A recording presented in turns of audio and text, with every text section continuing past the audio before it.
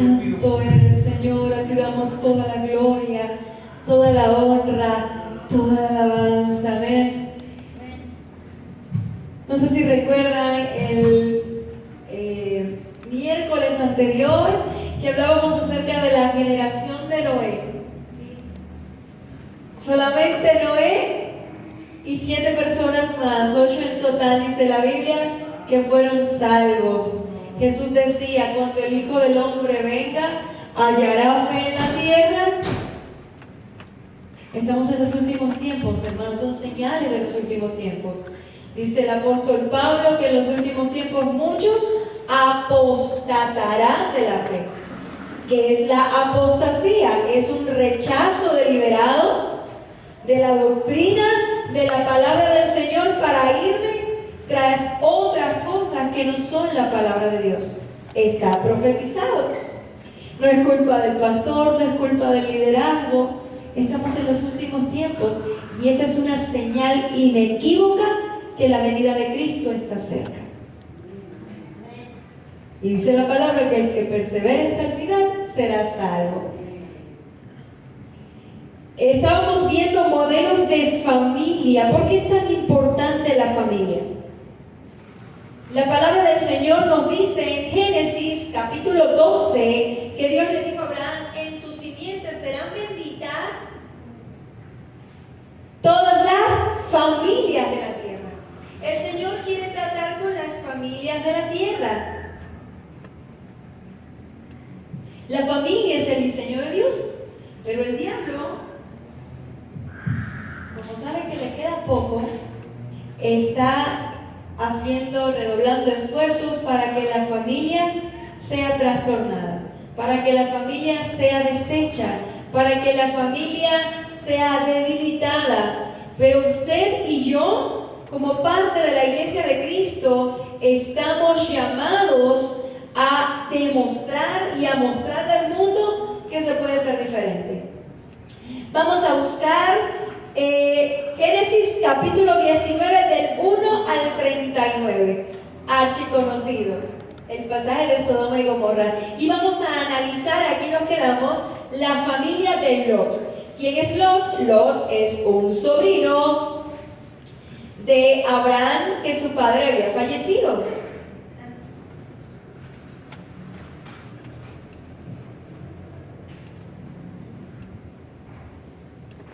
Entonces, muy probablemente Abraham, que no tenía hijos, adopta a su sobrino como suyo. ¿Y qué pasa con este hombre? Dice la Biblia que Lot era justo, pero comete algunos detallitos ahí con su familia que se va a revertir y va a suceder algo al final. ¿Ya lo tenemos? ¿Quién lo lee? Génesis 19 del 1 al 39. Aquí vemos la historia. Lot, sobrino huérfano de Abraham, decide viajar con su tío hacia la nueva tierra. Sin embargo, aunque procede de la misma familia, sus bases morales no se centran del todo en la revelación del único Dios verdadero. A Lot le preocupan los bienes materiales más de lo que le importa su propia familia, y esto puede entenderse si leemos Génesis 13:12. ¿Quién me ayuda, por favor? Génesis 13:12. Fue este pasaje en el contexto posterior de cuando los pastores de Abraham y los pastores de Lot riñen a causa de los pozos y de la tierra. Abraham le dice: bueno, aquí está la llanura, yo me voy a la montaña si tú quieres la llanura. Y Lot vio la mejor tierra y se quedó con la mejor, le dio la mala a su tío. Entonces, dice la Biblia que Lot fue poniendo sus tiendas hasta llegar a la ciudad de Sodoma, que era una ciudad muy desarrollada para su época. Sin embargo, vemos que la interacción cotidiana de los valores corruptos imperantes fueron corriendo los límites sin ellos darse cuenta. Y el pasaje, el capítulo 19 nos habla acerca de esto y nos habla de la condición de la ciudad. Dice que era una ciudad que cuando los ángeles vienen, desde el más grande hasta el más pequeño, hasta el más niño, varones, se juntan alrededor de la casa de Lot. ¿Se parecerá esto a la vida de los niños pequeños? Y este pasaje se se ha discutido precisamente por el tema de que por la causa cual Dios destruyó a Sodoma y a Gomorra no fue por una cuestión de pecado de inmoralidad sexual, ya usted sabe cuál es, sino porque no eran hospitalarios. Sin embargo, había unas leyes, un derecho consuetudinario, una costumbre de dar posada a las personas que andaban viajando. Sin embargo, el castigo parece ser demasiado severo para personas que no son hospitalarias. ¿Qué sucedió? Bueno, Ezequiel nos habla de que Sodoma y Gomorra tuvieron varios pecados, 3 pecados específicamente: soberbia, abundancia de pan y abundancia de ociosidad. ¿Cómo estos 3 pecados pueden llevarme a la abominación? Y si esto lo comparamos con Romanos capítulo 1, versículos 18 al 32, nos podemos dar cuenta que el primer paso dice: por cuanto no le dieron honor y gloria a Dios, sino que se ensoberbecieron en sus propios razonamientos. Ese es el primer paso para la degradación moral. Dice abundancia de pan. Porque en las sociedades antiguas las personas tenían que trabajar para tener el pan, el sustento. Y vivían muchos, de hecho Abraham vivía una vida nómada, de aquí para allá con sus rebaños, y todo el tiempo se estaba moviendo y estaba ocupado.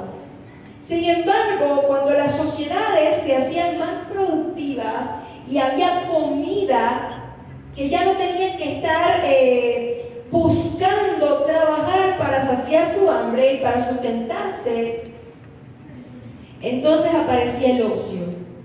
Y el ocio no los llevaba a adorar a Dios, el ocio los llevaba a cometer pecados. Entonces esas son las 3 cosas que dice el profeta Ezequiel. Ahora, también se ha dicho que estas personas no querían abusar sexualmente, esos hombres no querían abusar sexualmente de los ángeles que tenían apariencias masculinas, y a ellos les gustaban los hombres, tenían costumbres de tener intimidad sexual con hombres, estos hombres, en la ciudad.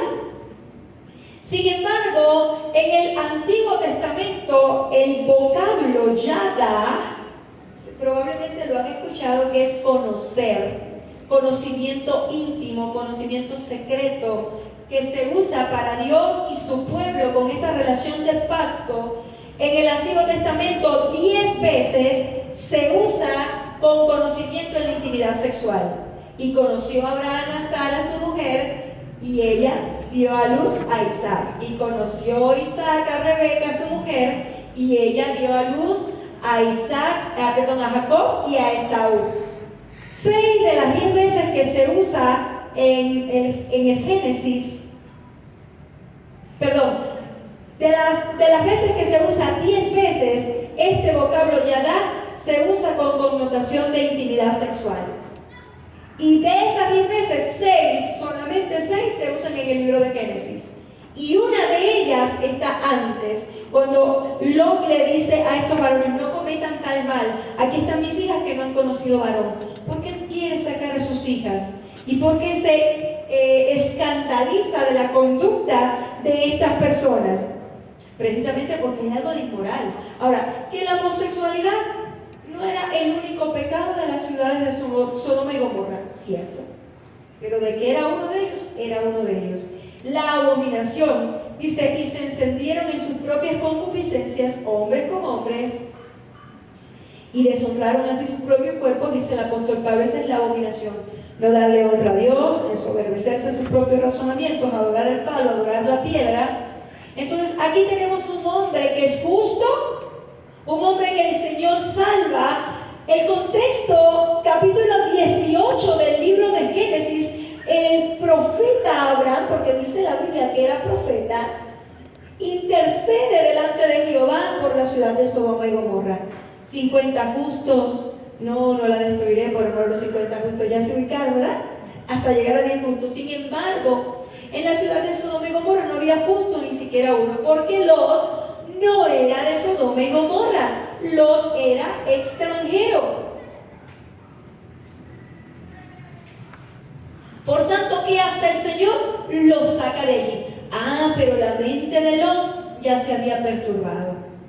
Miren, Lot tiene 2 hijas, Lot tiene una esposa, o sea, tiene un matrimonio monógamo, tiene una esposa, tiene 2 hijas, conserva los valores, los principios que aprendió, porque su familia adora a Dios. Sin embargo, empieza a parecerle normal el pecado.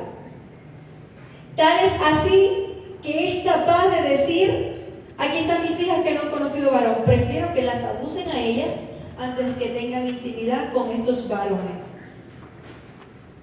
No, está mal igual. Pero estas muchachas aprendieron otra cosa importante. ¿De dónde eran los yernos de Lot? De Sodoma y Gomorra. O sea que Lot emparenta a sus hijas con personas de ahí de la ciudad. ¿Y cómo dice que eran todos los hombres? Desde el más chiquitito, desde el más besito hasta el más anciano, homosexuales, les gustaba. Entonces, estos son los yernos que Lot toma para sus hijas. Usted sabe por dónde voy, ¿verdad?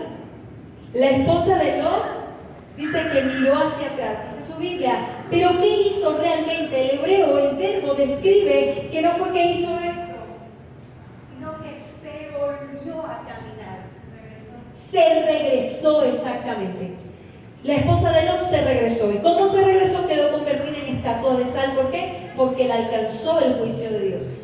Entonces, un hombre justo, un hombre de Dios, pero falló en darle valor a sus hijas, en enseñarle principios cristianos a sus hijas, en cuidar el corazón de su esposa, la comunión con Dios de su esposa y de sus hijas. ¿Y cómo termina este hombre? Termina totalmente ebrio, teniendo relaciones con sus 2 hijas y teniendo hijos que van a dar lugar a 2 pueblos que van a hacerle la vida imposible a la nación de Israel y que van a ser perversos, los amonitas y los moabitas. De hecho, la palabra del Señor le dice al pueblo de Israel en Números: no emparenten con moabitas. No haya moabitas en el pueblo de Dios. Y la única es Ruth, por su corazón y su arrepentimiento, y entra dentro de la descendencia, o sea, del linaje de Jesús. Pero es la única. Entonces, ¿qué aprendieron estas naciones? Precisamente estas naciones aprendieron inmoralidad. ¿Por qué?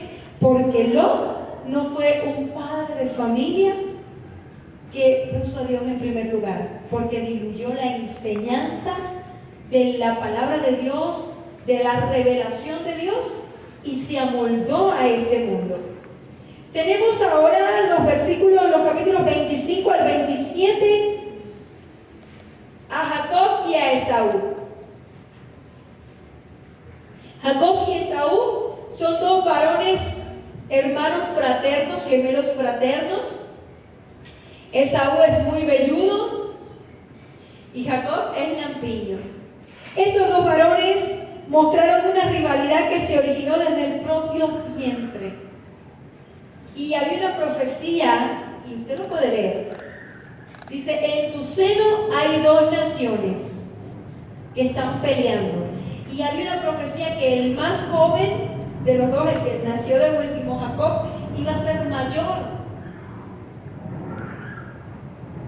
Y sin embargo, ¿qué sucedió? Aquí vemos cómo es, cuán nocivo es que los padres tengan preferidos.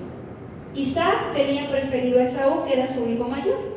Pero Rebeca guardó en su corazón la profecía y la creyó. Y Rebeca favorecía a Jacob.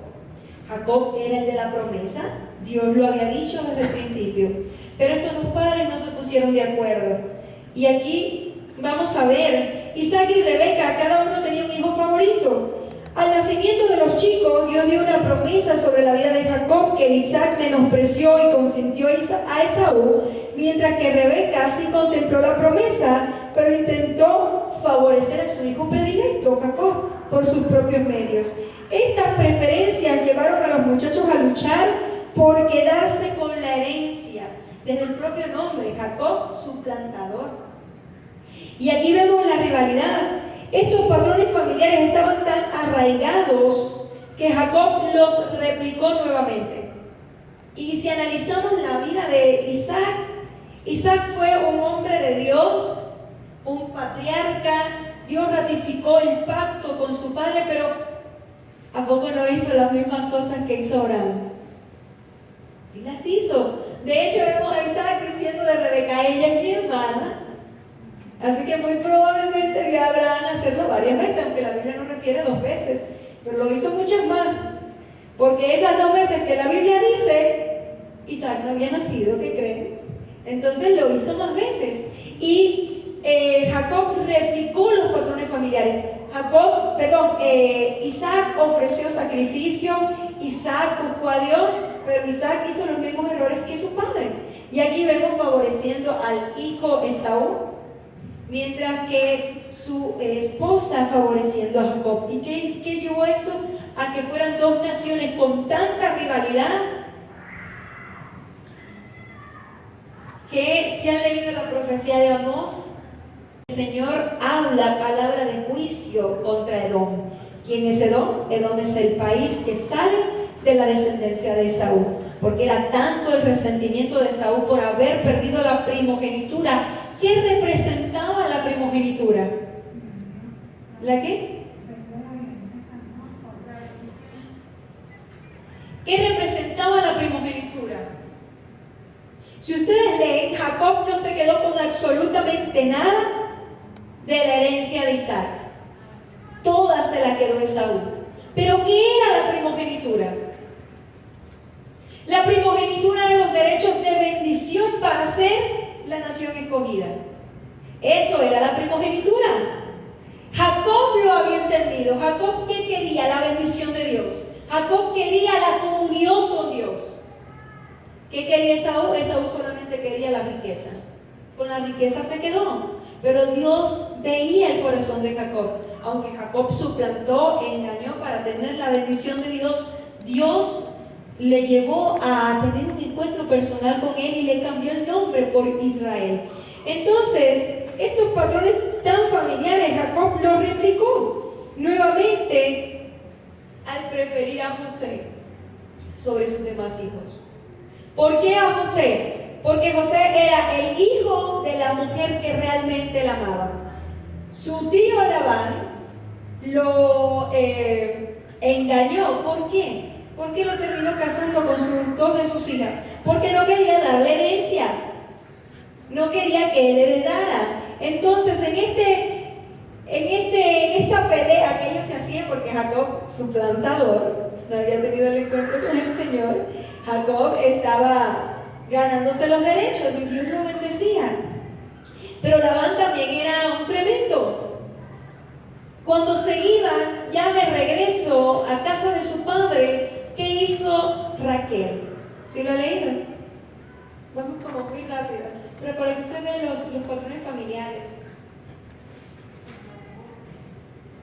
¿Se robó? Se robó los terafines. ¿Qué significaban los terafines? Vamos allá. Dice la Biblia que Jacob se enamoró de Raquel y trabajó 14 años por ella. Tuvo primero a Lea. Lea tuvo muchos hijos, Dios la bendijo con hijos, pero la esposa que él amaba era Raquel. Sin embargo, Raquel no podía tener hijos. Nosotros sacamos cuentas. Muy probablemente Raquel, cuando se casó con Jacob, pasaba los 30 y ya no era tan fértil. Y por eso cuando tuvo a Benjamín, probablemente pasaba los 40 y murió. Como puede morir una mujer por quizás preeclampsia en la actualidad. Bueno, en la actualidad ya es difícil que esto suceda por los cuidados sanitarios que hay. Pero bueno, muy probablemente Raquel murió de esto. Entonces, Jacob amaba, Jacob prefería a José, y esto llevó a José a tener muchos problemas. Tanto es así que sus hermanos lo venden a los ismaelitas. Ismaelitas son sus primos, para que usted esté claro. Son sus primos y sus primos se lo llevan de esclavo y lo venden a un egipcio Potifar. Entonces aquí hay problemas, conflictos familiares, rivalidades. ¿Por qué? Por adelantarse a la promesa o por no hacer las cosas adecuadamente delante de Dios. Entonces, ¿cuáles son los consejos que aprendemos de la familia de Isaac y Rebeca? Hermanos que tienen varios hijos, no tengan favoritos. Cada cual es especial, cada cual tiene un propósito delante de Dios.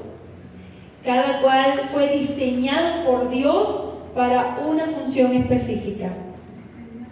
Exactamente. Entonces, no hay que tener favoritos. Aquí fue donde fallaron. Y siempre escucho aquí en México, todos los padres tienen un hijo favorito, un hijo consentido. Esto no es bíblico. Esto está mal. Y vemos cómo este favoritismo, tener uno consentido llevó a estos pueblos que pudieran haber sido hermanos y estar en el propósito de Dios a pelear hasta el punto de vista que Edom atacó a la nación de Israel en los tiempos de Amós y Dios mandó juicio sobre ellos y destruyó el país. Y hoy solo quedan ruinas como Petra, que fue una ciudad de Edom, de Saúl. Pero sin embargo Israel todavía está.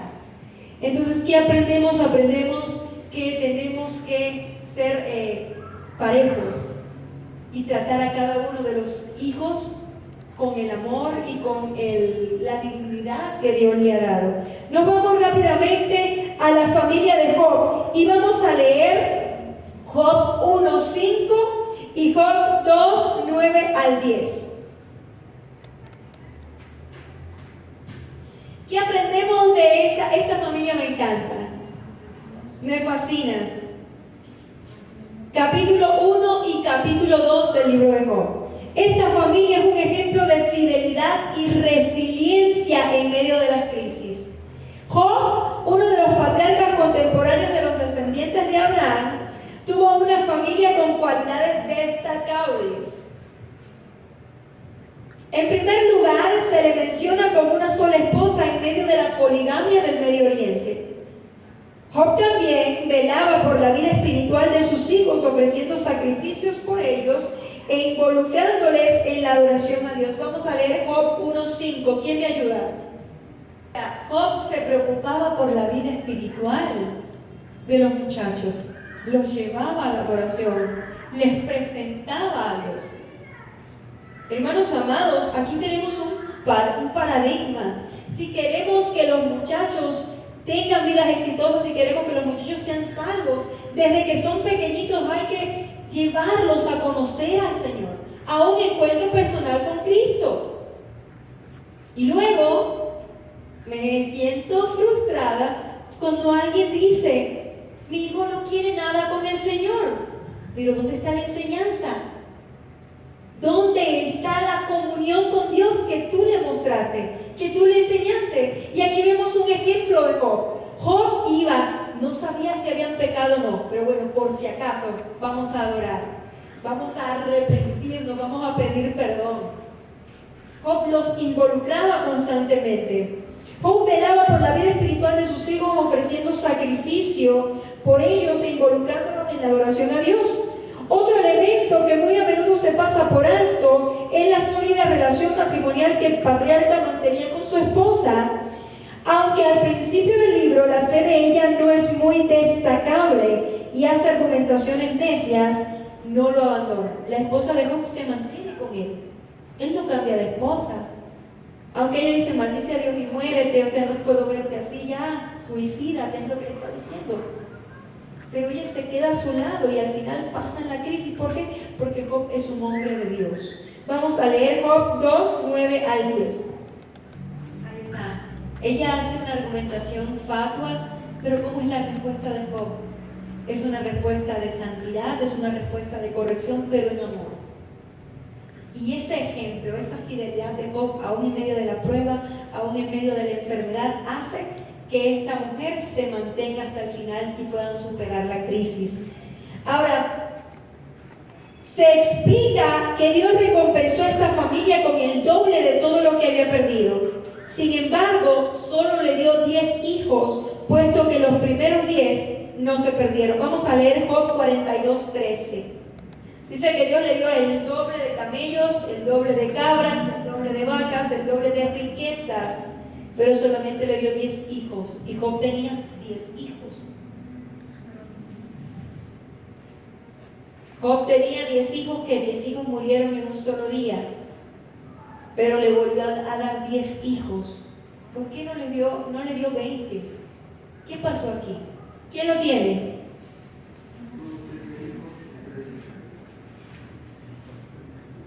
Hasta ahí dice Job 42:13. Y luego dice el nombre de sus hijas. ¿Qué sucedió acá? Pues que los primeros hijos de Job fueron salvos, no se perdieron. Entonces, como estaban salvos, Dios no le dio el doble. ¿Por qué? Porque habían sido salvos, habían sido preservados para el día final. Habían sido salvos, ¿por qué? Por la perseverancia de Job. Mis hermanos amados, hay algo que quiero que les quede bien claro en esta noche. Si usted tiene hijos, si usted prepara a sus hijos para ser buenos ciudadanos mexicanos, para tener una carrera universitaria, usted está perdiendo el tiempo. Porque no es solamente, usted debe educar a sus hijos para que sean buenos ciudadanos del reino de los cielos.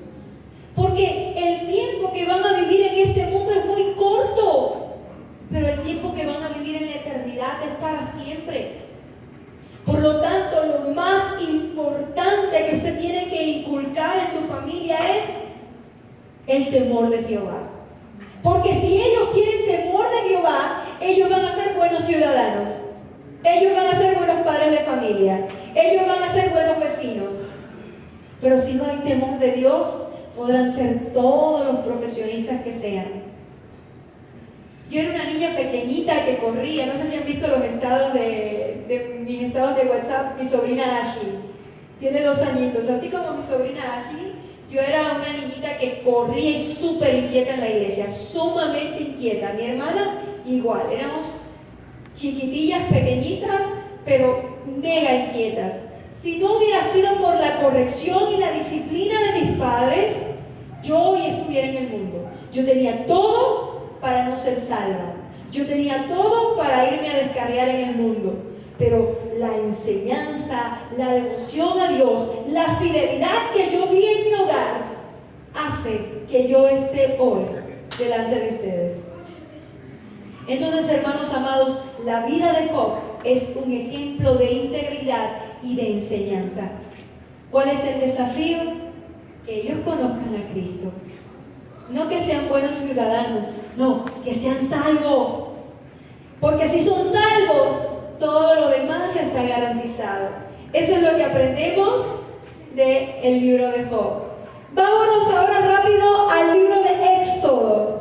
Vamos a leer Hebreos, vamos a dejar Éxodo 2, 1 al 25 para tarea de casa. Y vamos a leer Hebreos 11, 23 al 27.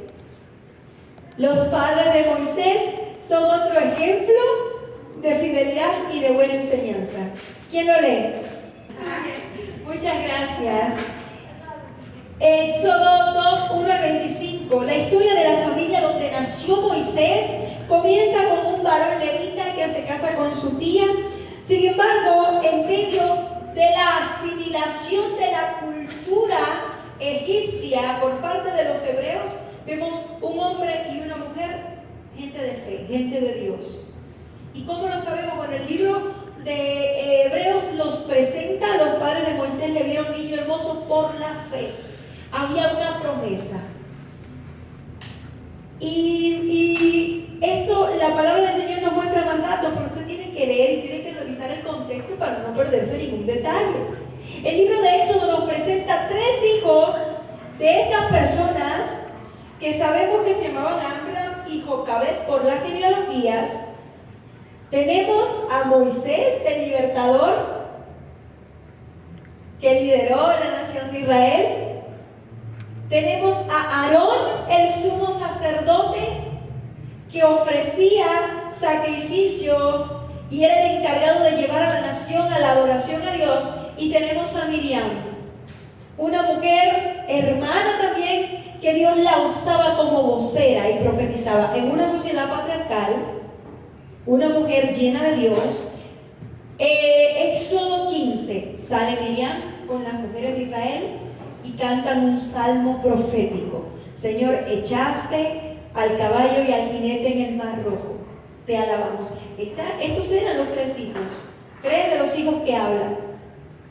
Por eso sabemos. Entonces, ¿qué llevó a Moisés? La palabra nos dice que lo pusieron en el río Nilo, calafatearon una arquilla con brea para que no se hundiera, pero el río Nilo es especialista en tener ¿qué? Unos animalitos ahí que no le da mucho miedo. Cocodrilos. Y los cocodrilos del río Nilo son inmensos. Inmensos, más de 3 metros. Entonces, ahí estaba Moisés navegando. Por eso dice que eran hombres de fe, Amran Cabed, porque Dios les había dicho del propósito que había en Moisés. ¿Y a dónde fue a parar? A la hija de Faraón. Pero no, el hombre que había hecho matar a los hijos varones de las mujeres hebreas, porque tenía miedo que se rebelaran y le quitaran el trono. Este hombre ahora cría como nieto, o su hija cría como príncipe, como futuro faraón, a un hebreo. Las cosas que hace el Señor, pero porque es por la fe. Pero no se queda ahí, sino que Miriam está viendo y dice, bueno, yo conozco una nodriza, y se lo regresan a la madre. ¿Qué tiempo lo tuvo la madre de Moisés? No lo sabemos, pero fue un tiempo suficiente. ¿Para qué? Para que ella le inculcara las promesas de Dios. Dice la Biblia que habían estado más de 400 años en Egipto. Pero la mamá de Moisés no le dijo, ay, qué pobres somos, qué entristecidos estamos, qué esclavos somos. Como muchas veces los latinoamericanos hablamos que somos oprimidos, que tenemos pobreza, que nos han explotado las naciones del norte. Pero esto no fue lo que le dijo Jocabed a Moisés. Lo que le dijo fue, tú eres escogido, tú eres un hijo de la promesa. Hoy somos esclavos, pero Jehová, el único Dios verdadero, ha prometido hacer una nación libre. ¿Cuándo sucederá? No lo sabemos, pero creemos por fe que va a ser. Ella no vio la salida de Egipto. Dice la Biblia que Moisés tenía 80 años cuando sucedió. Aarón era ancianito y María también. Eran todos ancianos. O sea, los padres de Moisés no vieron la promesa cumplida, pero eran hombres, un hombre y una mujer de fe. No se quejaron, no se lamentaron por la situación, sino que dijeron, no importa. Creemos en el Dios verdadero, el Dios que nos sustenta, el Dios que nos va a sacar libres de esta nación. Por eso es que dice la Biblia que por la fe Moisés rehusó llamarse hijo de la hija de Faraón y se identificó con su linaje, el linaje hebreo. Entonces aquí lo vemos, 3 hijos, y los 3 están involucrados en la adoración a Dios. Pero vemos un primo de Moisés, Coré, hijo de Coat, su primo. Sin embargo, en Números 16, 1 al 2, él hace una rebelión, porque dice Coré, ¿cómo es eso que a ti Dios nada más te habla? No, yo también soy levita, y se rebela contra Dios. La enseñanza de los tíos de Moisés fue diferente a la de sus padres, y lo vemos en sus hijos. Coré se rebeló junto con Datán y Abirán y murieron. La tierra se tragó a Datán y Abirán y fulminó a Coré y a su séquito que querían ofrecer incienso. Entonces, hermanos amados, ¿qué les quiero decir con esto? Con esto hacemos la diferencia. Hacemos la diferencia, no importa cómo hayan sido los antepasados. Si nosotros decidimos seguir a Cristo, si nosotros decidimos que Cristo entre en nuestros hogares, vamos a ganar la batalla. Porque esa es la clave.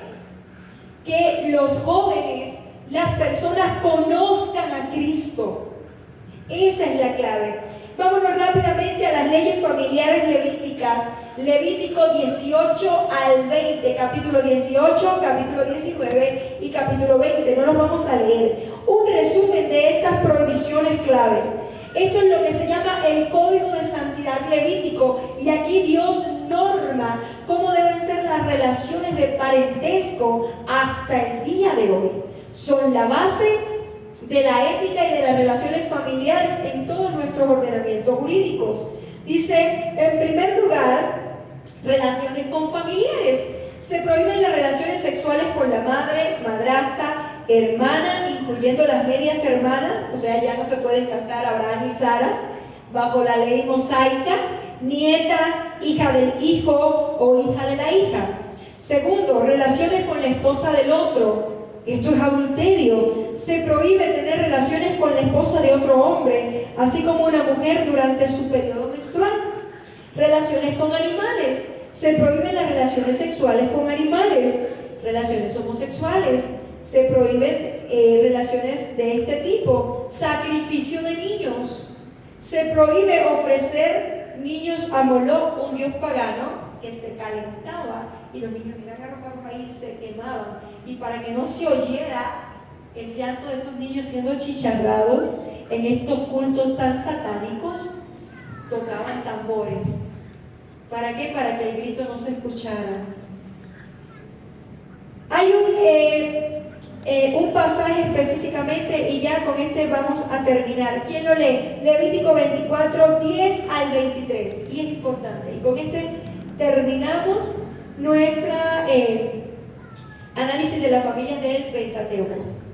Sucedió acá. Acá nos dice que un muchacho de madre hebrea de la tribu de Dan y de padre egipcio tuvo problemas de riñas junto con otro muchacho, pero de padre y madre hebreo.